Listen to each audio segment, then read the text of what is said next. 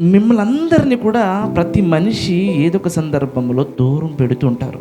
అవునక చెప్పండి. తక్కువ చేస్తూ ఉంటారు, దూరం పెడుతుంటారు. నీ వల్ల ఏమీ కాదు, నీ వల్ల ఉపకారం లేదు, నీ వల్ల రూపాయి లాభం లేదు, నువ్వు వేస్ట్, నువ్వు దేనికి పనికిరావు అని. కానీ మరి కొన్ని కారణాల చేత మిమ్మల్ని చాలామంది చిన్న చూపు చూసే ప్రయత్నం చేస్తుంటారు. కొన్ని విషయాలు మీరు ఒంటరిగా మిగిలిపోయేటువంటి పరిస్థితి. రాయి అన్నాడా, రాయిలు అన్నాడా, ఒక్క రాయిని విసిరేశారు. అలాగే మిమ్మల్ని కూడా విసిరవేయబడినటువంటి ఒక రాయిలాగా మీరు కూడా చాలా సందర్భాల్లో ఒకే రాయిగా చెప్పుకునే దారి లేక, ఆదరించే వారు లేక, అర్థం చేసుకునే వారు లేక, ఏంటి అని అర్థం కానటువంటి పరిస్థితులు మీరు కూడా ఎలాగంటే ఒంటరిగా మిగిలిపోయిన రాళ్ళ వల్లే ఉంటుంటారు. అవునా కాదు చెప్పండి. ఇంతకీ ఆ రాయిని ఎవరు నిషేధించారు? ఆ రాయిని ఎవరు నిషేధించారు చూద్దాం పిల్లరా. మొదటిది మత్తయి సువార్త 13వ అధ్యాయము 50వ వచనము. ఇతడు వడ్లవాని కుమారుడు కాదా, ఇతని తల్లి పేరు మరియ కాదా? సరే అండి, ఇక్కడ ఎవరి కోసం ఈ మాట మాట్లాడుతున్నారు అంటే యేసుక్రీస్తు ప్రభుల వారి కోసం ఈ మాట మాట్లాడుతున్నారండి. ఏమంటున్నారు తెలుసా అండి? ఏమంటున్నారంటే ఇతడు వడ్లవాని కుమారుడు, ఇతడు వడ్లవాని కుమారుడు కాడా. గమనించండి, ఒక ఉన్నతమైనటువంటి స్థాయిలో ఉన్నటువంటి వ్యక్తిని మనం ఎలా పిలవాలమ్మా? గౌరవంగా పిలవాలి కదా. ఎలా పిలవాలి? నిజం చెప్పాలంటే ఉన్నతమైన స్థాయినే కాదు, సామాన్యుడికైనా సరే మనం ఇప్పుడు కూడా ఇవ్వాలి. Give respect and take respect. గౌరవం ఇవ్వాలి, గౌరవాన్ని. అది ఇప్పుడు ఇక్కడ యేసుక్రీస్తు ప్రభుల వారిని ఎలా పిలుస్తున్నారు తెలుసా? అడు వడ్రంగోడు కొడుకు కాదా అని పిలుస్తున్నారు. అడవుడడు ఒరాడు మన వడ్రంగోడు కొడుకు కాదా, వాళ్ళ అక్క చెల్లెలు మనతో తిరిగిన వాళ్ళు కాదా అంటే ఎంత చీప్ అయిపోయాడో చూడండి పిల్లరా. యేసుక్రీస్తు ప్రభుల వారిని ఎప్పుడైనా ఒకటి గమనించండి.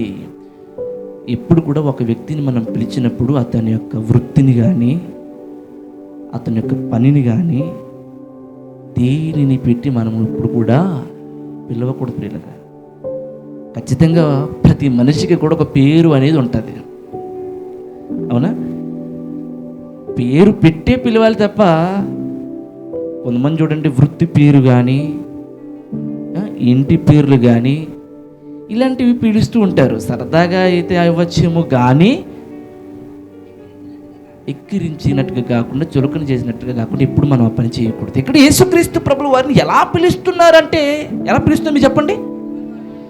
యేసుక్రీస్తు ప్రభుల వారి తండ్రి గారు యోహాను గారు వడ్రంగి పని చేసేవారు కదా. ఏమాత్రం రెస్పెక్ట్ ఇవ్వకుండా, ఏమాత్రం గౌరవం ఇవ్వకుండా సొంత జనులే ఆయన ఎలా పిలుస్తున్నారు? గౌరవిస్తూ పిలుస్తున్నారా, గౌరవం లేకుండా పిలుస్తున్నారు? ఇది ఒక్కటి చెప్పండి చాలు మీకు. యేసుక్రీస్తు ప్రభుల వారిని వడ్రంగుడు కొడుకు కాదా అని వృత్తిని హైలైట్ చేస్తూ వెకిలిగా మాట్లాడుతున్నారు. అంటే ముందుగా సొంత జనులు నిషేధించారు. అర్థమైంది నా మాటలు? ఎవరు నిషేధించారమ్మా? సొంత జనులు, సొంత గ్రామస్తులు, సొంత ప్రజలు నిషేధించారు. ఫస్ట్ గుర్తుపెట్టుకోండి. మిమ్మల్ని కూడా చాలా సందర్భాల్లో మీ గ్రామము మిమ్మల్ని నిషేధించవచ్చు, మీ బంధువర్గము మిమ్మల్ని నిషేధించవచ్చు, మీ ఇరుగు పొరుగు వారు మిమ్మల్ని నిషేధించవచ్చు, మిమ్మల్ని దూరం పెట్టచ్చు, మిమ్మల్ని పక్కన పాడేయచ్చు. వీడు అవసరం ఏంటి అని మిమ్మల్ని పక్కకు పాడేయచ్చు. తట్టుకోగలం. అవునాగా చెప్పండి. బయట వాళ్ళు అయితే ఒకటి ఓకే సరే, కానీ రెండవ కేటగిరీ, రెండవ వారు నిషేధించారు. అది ఎవరో చూద్దాం చూడండి ఒకసారి. మార్కు సువార్త 3వ అధ్యాయము 21వ వచనము. 20 చదువుదాం. మార్కు సువార్త 3వ అధ్యాయము 20వ వచనము.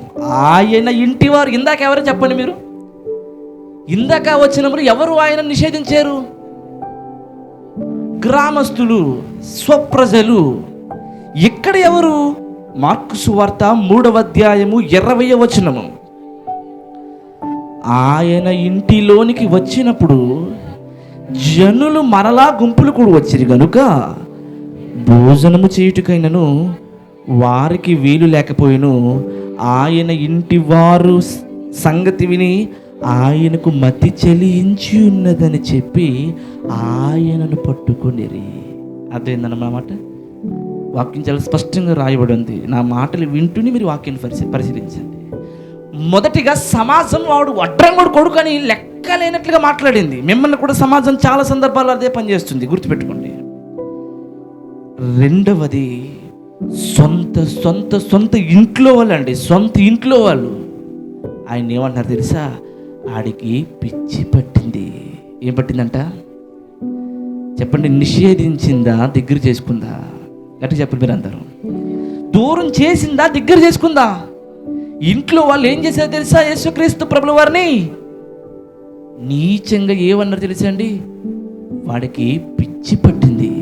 అప్పటికి యేసుక్రీస్తు ప్రభుల వారు గొప్ప సేవ చేస్తున్నారండి. ఎన్నో అద్భుతాలు, ఎన్నో ఆశ్చర్యకార్యాలు.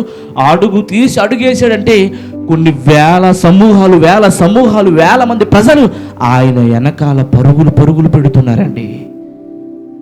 అలాంటి పొజిషన్ ఉన్నటువంటి యేసుక్రీస్తు ప్రభుల వారిని ఆయన ఇంటి వారు ఏమన్నారు తెలుసా? మీరు చెప్పాలి, ఏమన్నారు? ఎంతోమంది పిచ్చి వాళ్ళకు జ్ఞానాన్ని ఇచ్చిన దేవుడు, ఎంతోమంది గుడ్డి వాళ్ళకు కళ్ళనిచ్చిన దేవుడు, ఎంతోమంది మూగవారికి మాటనిచ్చిన దేవుడు, ఎంతోమంది కాళ్ళు లేని కుంటి వారిని నడిపించిన దేవునికి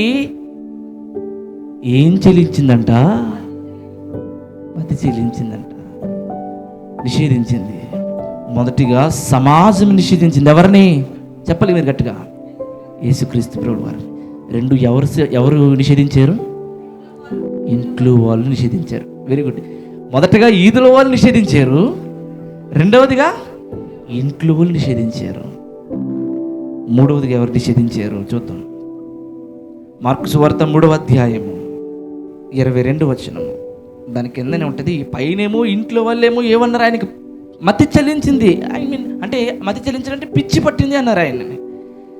22 యెరూషలేము నుండి వచ్చిన శాస్త్రులు ఇతడు బయల్జీవులు పట్టిన వాడే, దయ్యములకు అధిపతి చేత దయ్యములను వెళ్ళగొట్టుచున్నాడని చెప్పారు. ఎంత దారుణం! ఒక్కసారి వాక్యాన్ని గనక మీరు జాగ్రత్తగా వింటూ పరిశీలించగలిగితే ఏంటి అని మీకు అనిపిస్తుంది. చూడండి, యెరూషలేము నుండి వచ్చిన శాస్త్రులు అంటే పెద్ద పేరు గణించిన వారు, పెద్ద పేరు గణించినటువంటి శాస్త్రులు అనగానే ఆ రోజు వారికి ఎంత అధికారం ఉండేదంటే అంత అధికారం ఉండేది. అలాంటి శాస్త్రులు వచ్చి యేసుక్రీస్తు ప్రభుల వారిని ఏమన్నారు తెలుసా?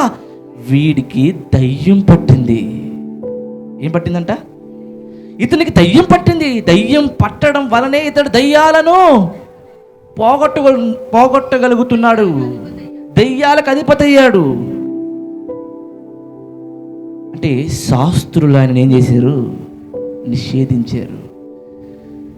ఏమండి, శాస్త్రులు ఆయన నిషేధించారు, పక్కన పెట్టేశారండి. ఒకడేమో వడ్రంగుడు అని కేకేసాడు, మరొకడేమో ఏం పిలిచాడు? ఇంట్లో వాళ్ళు ఏమో వాడికి పిచ్చి పట్టిందని ముద్రేశారు. ఇంకొకళ్ళు ఇది దయ్యాలు పట్టినాయి, అందుకే వీడి వల్ల ఏమవుతున్నాయి? వీడికి దయ్యం పట్టడం వల్ల, ఈయనకి దయ్యం పట్టడం వల్ల ఇతని వల్ల దయ్యాలు వెళ్తున్నాయని నిందేశారు. 4వదికి గమనించండి. యోహాను సువార్త 10వ అధ్యాయము 31వ వచనం. ఇది మరీ దారుణమైన బ్యాచ్ అండి. ఎవరు తెలుసా? యూదులు. వీళ్ళు ఏం చేశారు? యూదులు 10:31 యూదులు ఆయనను కొట్టవలనని మరలా రాళ్ళు చేత పట్టుకొనగా. చాలండి. యూదులు ఆయనను పట్టుకొని కొట్టవలనని మరలా రాళ్ళు రువ్వగా. అంటే అర్థం ఏంటంటే రాళ్ళు తీసుకున్నారు ఆయనను కొట్టడానికి. నిషేధించారు. ఇంకా ఎంత దూరం పెట్టినా ఆ మహానుభావుడు అన్నిటినీ దిగమింగుకుని బ్రతుకుతున్నాడు. గట్టిగా స్తోత్రం చెప్తాం. ఇంట్లో వాళ్ళు ఏమన్నా, సమాజం ఏమన్నా, అయిన వాళ్ళు ఏమన్నా, గ్రామం ఏమన్నా సరే, గుండెను రాడు చేసుకుని బ్రతుకుతున్నటువంటి ఆ మహానుభావుణ్ణి సమాజం ఏమనుకుని తెలుసండి? ఈయన మనకు కళ్ళకు కనిపించకూడదు, ఇతనిని మనం ఏం చేయాలి? రాళ్ళతో కొట్టాలి. అంటే యూదులు ఆయన ఏం చేశారు చెప్పాలి మీరు? నిషేధించారు. అంశాన్ని దృష్టిలో పెట్టుకుంటూ మాటలు వినండి. యూదులు కూడా ఆయన నిషేధించారు. ఇక్కడేమో రాళ్ళు పట్టుకున్నారు కదండి, రాళ్ళతో కొట్టేద్దాం అనుకున్నారండి యేసుక్రీస్తు ప్రభువు వారు. యోహాను సువార్త 5వ అధ్యాయం 18వ వచనం, విశ్రాంతి దినాచారము మీరుట మాత్రమే కాక దేవుడు తన సొంత తండ్రి అని చెప్పి తను దేవునితో సమానునిగా చేసుకొనెను గనుక ఇందు నిమిత్తము యూదులు ఆయనను చంపవలెనని మరి ఎక్కువగా ప్రయత్నము చేసిరి. నిషేధించారు, నిషేధించారు, నిషేధించారు, నిషేధించారు. నిషేధించిన ఏమాత్రం యేసుక్రీస్తు ప్రభువు వారి వెనక్కి తగ్గట్లేదండి. ఇంక వెనక్కి తగ్గప్పటికి ఇంక ఏమనుకున్నారంటే రాళ్లతో కొట్టాలనుకున్నారు, అది అవ్వలేదు. ఇంకేమనుకున్నారంటే వీడు మనకి కళ్ళకి కనిపించకూడదు, వీని ఏం చేయాలి? చంపేయాలి అని చెప్పేసి ప్రయత్నాల మీద ప్రయత్నాలు చేశారండి. ప్రయత్నాల మీద ప్రయత్నాలు చేశారు. చివరికి ఆయన ఏం చేశారు? చంపేశారు. చంపేసి వీళ్ళందరూ ఏమనుకుంటున్నారు తెలుసా అండి? ఈ చాప్టర్ ఇంకా క్లోజ్ అయిపోయింది, వీడి జీవితం సర్వనాశనం అయిపోయింది, వీడి పేరు ఈ భూమి మీద ఉండకుండా తుడిచేసేము, వీడి ఇక ఈ భూమి మీద లేకుండా చేసేసేము, సిలువెక్కించేము, గెడ్డము పీకేము, ఉమ్ములేసేము, ఇది చేసేము, అది చేసేమని సంబరాలు చేసుకుంటున్నారు పిల్లలు. కానీ విచిత్రం ఏంటంటే ఏ రాయి అయితే నిషేధింపబడిందో ఆ రాయి 3వ రోజు నాడు తిరిగి లేచింది. గట్టిగా చప్పట్లు కొడుతూ దేవునికి స్తోత్రం చెప్తాం. ఏ రాయి అయితే సమాజం వలన వెలివేయబడిందో, ఏ రాయి అయితే సమాజం వలన ద్వేషింపబడిందో, ఏ రాయి అయితే సమాజం వలన అవమానింపబడిందో, నిందింపబడిందో, పనికి రాదు అని విసర్జింపబడిందో, అదే రాయి ప్రపంచానికి మూలరాయి. ఎక్కడుందండి? ఎఫెసీయులకు రాసిన పత్రిక 2వ అధ్యాయము, ఎఫెసీయులకు రాసిన పత్రిక 2వ అధ్యాయము 20వ వచనము, క్రీస్తు యేసు ముఖ్యమైన ఏ రాయి అయి ఉండగా, యేసు క్రీస్తు ప్రభువు వారు ముఖ్యమైన మూలరాయి అయి ఉండగా అపోస్తలులను ప్రవక్తలను వేసిన పునాది మీద మీరు కట్టబడి ఉన్నారు. చూడండి, ఆ పునాది ఎవరు కాదండి, క్రీస్తేసే ముఖ్యమైన మూలరాయి. ఇప్పుడు చెప్పండి, ఇందాక మనం కీర్తనలు 118:22లో ఇప్పుడు నా ప్రశ్న మీ సమాధానం అన్నమాట. నిషేధింపబడిన రాయి, ఇల్లు కట్టువారు నిషేధింపబడిన రాయి మూలకు తలరాయి అయింది. ఆ రాయి ఎవరు గట్టి ఒకసారి అందరూ చెప్తారా? ఎవరు ఆ రాయి? నజరేయుడైన యేసుక్రీస్తు. దేవునికి స్తోత్రం కలుగును గాక. మీరు ఒకటి గమనించండి ప్రియులారా, ఎవరైనా సరే మిమ్మల్ని దూరం పెడుతున్నారంటే మరలా ఈ సందేశంతో మీరు స్ట్రాంగ్ అయిపోవాలి. ఎవరైనా ఒక మరలా చెప్తున్నాను, 100 మంది ఎదురు తిరగబడి నిలబడినా సరే, ఒంటరైపోయినా సరే ధైర్యాన్ని కోల్పోకూడదు. గట్టిగా స్తోత్రం చెప్తాం. ఏమండి, యేసుక్రీస్తు ప్రభుల వారిని ఇంటి వారు దూరం పెట్టారండి. ఇంటి వారు కూడా ఆయన అపార్థం చేసుకున్నారు. ఒక పక్క ఇంట్లో వాళ్ళు అనుకుంటే సమాజం అపార్థం చేసుకుంది, ఒక పక్కన శాస్త్రులు అపార్థం చేసుకున్నారు. యెరూషలేములోని యూదులు కూడా ఏమన్నారు? రాళ్లతో కొట్టి చంపాలని ప్రయత్నించారు. ఇంటి వారు ఏమన్నారు? పిచ్చి పట్టింది అన్నారు. శాస్త్రులు ఏమన్నారు? దయ్యం పట్టింది అన్నారు. ఊరలు ఏమన్నారు? ఒరే వీడు వడ్రంగుడు కొడుకు, అందరి చేత ద్వేషింపబడి, అందరి చేత దూషింపబడి, ఏమీ తెలియని ఒక అమాయకుడిగా బ్రతికినటువంటి యేసుక్రీస్తు ప్రభుల వారు ఈరోజు ఈ ప్రపంచంలో, ఈరోజు ఈ 2025వ సంవత్సరంలో అందరికంటే అత్యధికమైన అభిమానులు కలిగి ఉన్నాడు. గట్టిగా స్తోత్రం చెప్దాం. ప్రపంచంలో ఏ హీరో కానీ, ప్రపంచంలో ఎవరికి లేనంత following, one and only is Jesus Christ. ఒకే ఒక్కడు ప్రపంచ చరిత్రలో 2000 సంవత్సరాల క్రితం ఈ భూమి మీదకి వచ్చాడండి. 2000 సంవత్సరాలు మాత్రమే లేటుగా వచ్చాడు. లేటెస్ట్గా నిలిచిపోయాడండి. లేటుగా వచ్చాడు, లేటెస్ట్గా నిలిచిపోయాడు ప్రపంచ చరిత్రలో. ఏమండి, ఏ దేశానికి వెళ్ళినా ఆయన అభిమానించే వాళ్ళు ఎంతమంది ఉన్నారండి. మీకు తెలుసా? మీరు ఇంటర్నెట్లో సెర్చ్ చేయగలిగితే ప్రపంచంలో అత్యధిక మంది నమ్మే ఏకైక దేవుడు ఎవరని సెర్చ్ చేశారనుకోండి, యేసుక్రీస్తు ప్రభువుని వస్తుంది. ఆ రోజు వాళ్ళ నిషేధించారు, కానీ ఈరోజు ప్రపంచానికి కావాలి ఆయన. ఈరోజు ప్రపంచానికి ఆయన మూల రాయి అయ్యాడు.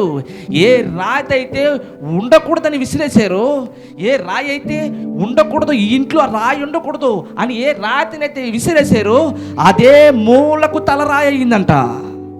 ఆ మూలకు తలరాయి అయినటువంటి ఆ పునాది మీదే మనం కట్టబడుతున్నాం. గట్టిగా స్తోత్రం చెప్దాం. మనము నిలబడిన పునాది ఏం పునాదో తెలుసా? ఆ బండ క్రీస్తే. మనం నిలిచున్న బండ ఎవరమ్మా? క్రీస్తే. కాబట్టి ఒకటి గమనించండి, యేసుక్రీస్తు ప్రభువు వారండి, ఆయన జీవిత విధానం మనం చూస్తే, ఆయన సిలువలో ఉన్నప్పుడు యేసుక్రీస్తు ప్రభువు వారికి అక్క చెల్లెళ్ళు అన్నదమ్ములు ఉన్నారండి. యేసుక్రీస్తు ప్రభువు వారికి అక్క చెల్లెళ్ళు అన్నదమ్ములు ఉన్నారు. ఆయన ఒక్కడే కాదు. యేసుక్రీస్తు ప్రభువు వారు కన్య మరియకు పుట్టిన తర్వాత యోసేపు గారి మరియమ్మ గారికి కొంతమంది పిల్లలు పుట్టారు. సోదరిమణులని వాక్యం సెలవిస్తుంది. అయితే ఆ మహానుభావుడు సిలువలో ఉన్నప్పుడు అండి, యేసుక్రీస్తు ప్రభువు వారు సిలువలో ఉన్నప్పుడు ఎవరు ఆయనను చూడటానికి రాలేదండి. ఎవరు ఆయన చూడడానికి ఎవరు లేరా? చెప్పండి మీరు. ఉన్నారు. తండ్రి ఉన్నాడు, అన్నలు ఉన్నారు, చెల్లెలు ఉన్నారు. ఎవరు ఆయన చూడడానికి రాలేదండి. సిలువ మీద ఉన్నాడండి యేసుక్రీస్తు ప్రభువు వారు. ఆయన మొయ్యాలి. ఏ తల్లి అయితే ఆయన నమ్మొచ్చేసిందో ఆ తల్లిని ఆయన అనాథగా చేయకూడదు. చూస్తేనేమో ఎవ్వరు లేరండి. అందరూ తిట్టేవాళ్ళు, అందరూ ఎగతాళి చేసేవారు. ఏమండి, సమాజం ఎలాంటిది తెలుసండి? సమాజం ఎలాంటిదంటే అండి, గమనించండి ప్రియులు, మీరు బాగా గమనించండి. సమాజం అనగానే ఇప్పుడు గుర్తుపెట్టుకోవాలి మనం ఏంటంటే తెలుసా? ఒక్కటి బయటకు వస్తే అదే నిజం అనుకుంటే సమాజం. యేసుక్రీస్తు ప్రభువు వారు ఎప్పుడైతే ఆ సిలువలో ఉన్నాడో ఆయనను చూసి బాధపడే వాళ్ళు ఎవరు లేరండి. ఆయనను చూసి వాళ్ళు అరుస్తున్నారు కదా, వీళ్ళు ఎగతాళి చేస్తున్నారు, వాళ్ళు ఇలా అందరూ ఎగతాళి చేశారండి ఆయనను. ఒక పక్కేమో తల్లి బోరున ఏడ్చేస్తుందండి. తల్లి అందరూ వదిలేశారు, తల్లి మాత్రం పాప ఆయన వెనకాలే వచ్చేసిందండి. పాప మహాను తల్లి సిలువలో ఉన్నాడు ఆయన. కొన్ని గంటలు అయినా సరిగ్గా శుక్రవారం 3 అయితే ఆయన ప్రాణం వెళ్ళిపోతుంది. అలాంటి సమయంలో యేసుక్రీస్తు ప్రభువు వారు ఆ తల్లిని ఏం చేయాలో అర్థం కాక ఆయన శిష్యులలో అయినటువంటి యోహానుని పిలిచాడండి. ఎవరిని పిలిచాడమ్మా? యోహానుని పిలిచాడు. యోహాను పిలిచి, యోహాను, ఇంతకాలం నేనున్నానన్న, అయితే నేను వెళ్ళిపోతున్నాను, నా తల్లిని చూడాల్సినటువంటి బాధ్యత భారము నీదే అని యోహానును ఆ సిలువలో ఆయన ఎంత గొప్పగా తల్లి బాధ్యతను నిర్వర్తించాడు చూడండి. యోహానుకు అప్పగించేసి ప్రాణాన్ని విడిచేసాడండి ఆయన. తర్వాత అంతా ఇంకా యోహాను గారే చూసుకుంటారు. అయితే విచిత్రం ఏంటంటే, ఏ అన్నలైతే బాగా ఆలకించాలి, మీరు షాక్ అయిపోతారు ఇప్పుడు. ఏ అన్న దొంబులైతే ఆయనను బ్రతికుండగా ఆయన నిషేధించారో, ఇంటి గడప కూడా తొక్కనివ్వకుండా మెడ పెట్టుకుని బయటికి గెంటేశారు. కనీసం ఆయన సిలువలో ఏలాడుతుంటే మా తమ్ముడు ఏం తప్పు చేశాడని నేను కనీసం అడగని యోసేపు, కనీసం అడగని అన్నదమ్ములు, ఆయన మరణించిన తర్వాత ఆయన తమ్ముళ్ళు ఒకడైన యాకోబు ఒక పత్రిక రాస్తాడు. అదే యాకోబు రాసిన పత్రిక. బ్రతికుండగా అర్థం కాలేదు, చనిపోయిన తర్వాత అర్థమైంది. యాకోబు గారు రాసిన పత్రిక. యాకోబు గారు అంటే ఎవరు అనుకున్నారు మీరు? యేసుక్రీస్తు ప్రభువు వారి తమ్ముడు. యేసుక్రీస్తు ప్రభువు వారి తమ్ముడు. సాధారణంగా బైబిల్ గ్రంథంలో 5 మంది యాకోబులు ఉన్నారండి. అయితే ఇక్కడ మనం కొత్త నిబంధన చూస్తున్నటువంటి యాకోబు గారు ఎవరు అంటే, యాకోబు రాసిన పత్రిక అనగానే అది ఎవరు రచించారంటే యేసు ప్రభుల వారి సోదరుడు లేదా తమ్ముడు. అంటే బ్రతికుండగా ఆయనని నిషేధించారు, చనిపోయిన తర్వాత ఆయనను పట్టుకుని పూజించారు. గట్టిగా స్తోత్రం చెప్తాం.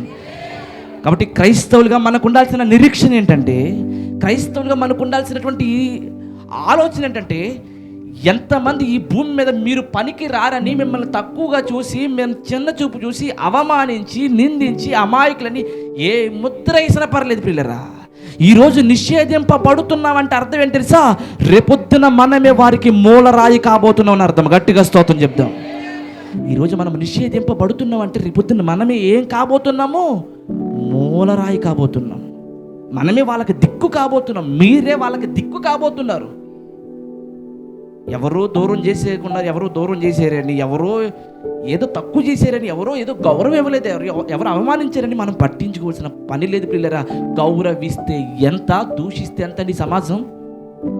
నచ్చితే మంచోడు,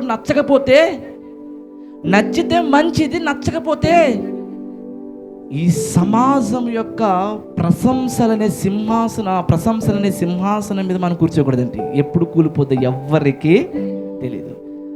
అయితే దేవుని యొక్క వాక్యం సెలవిస్తుందంటే, ఇల్లు కట్టువారు నిషేధించిన రాయి ఏదైతే ఉందో అదే ఇంటి మూలకేమైందంట?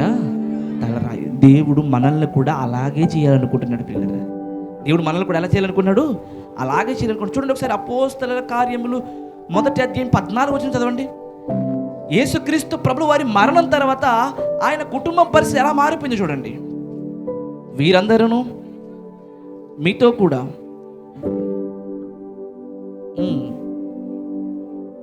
యేసు తల్లి అయిన మరియయు ఆయన సహోదరులు ఏక మనసుతో ఎడతెగక ప్రార్థించుచుండేరి. చూసారా, ఇప్పటి వరకు ఎక్కడ వాళ్ళు కలిసి ఉన్నట్టుగా మనకు కనబడదు. ఆయన మరణం తర్వాత వీళ్ళు ఏం చేస్తారో తెలుసా? యేసు తల్లియు మరియు ఆయన అన్నదమ్ములు అందరూ కలిసి ఏక మనసుతో ఏం చేస్తున్నారంట? ప్రార్థన చేస్తున్నారంట. కాబట్టి గమనించండి ప్రియులరా, దేవుడు మనకిస్తున్నటువంటి ధైర్యం ఏంటంటే, ఈరోజు మీరు అందరూ నిషేధింపబడచ్చండి. నాకు తెలిసి ఇక్కడ చాలామంది నిషేధింపబడుతున్నారు. అయితే మీరే మూలకు తలరాయి అవ్వబోతున్నారంటే అర్థం ఏంటంటే, మన వాడుక భాష చెప్పాలంటే మీరే రేపొద్దున వాళ్ళకి దిక్కు కాబోతున్నారని అర్థం. ఇప్పుడు ఒక స్టేట్మెంట్ ఇస్తున్నాను, జాగ్రత్తగా గమనించండి. అత్తగారు కోడల్ని నిషేధిస్తే అత్తగారికి కోడలే భవిష్యత్తులో దిక్కు. కోడలు అత్తగారిని నిషేధిస్తే కోడలకి అత్తగారే దిక్కు. తల్లిదండ్రులను పిల్లలు నిషేధిస్తే పిల్లలకు తల్లిదండ్రులే దిక్కు. ఎవరినైతే మనం ఈరోజు నిషేధిస్తున్నామో రేపొద్దున వాళ్ళ కాళ్ళ దగ్గరే మనము మోకాళ్ళు వేయాలని మాత్రం మర్చిపోకండి. దేవుడు ఎలాంటి వాడంటే బాగున్న వాటిని తీసుకోడండి. ఎవరైతే ఇసిరేసారో ఆ రాతిని తెచ్చి నిలబెడతాడు. గట్టిగా స్తోత్రం చెప్తాం. అర్థమైతే ఈ సమాజం ఒకవేళ మిమ్మల్ని ఇసిరేస్తే, నువ్వు పనికి రావని, నీ వాళ్ళ ఉపకారం లేదని ఒకవేళ మిమ్మల్ని కనుక ఈ సమాజం విసిరేస్తే, అదే రాతిని దేవుడు పట్టుకుని నిన్నే బలమైన పునాదిగా నియమించబోతున్నాడు. యేసుక్రీస్తు ప్రభువు వారి జీవితంలో అదే జరిగింది పిల్లలు. యూత్ ఫర్ జీసస్ క్రైస్ట్ అనే మా యూట్యూబ్ ఛానల్ను లైక్ చేయండి, షేర్ చేయండి, సబ్స్క్రైబ్ చేయండి.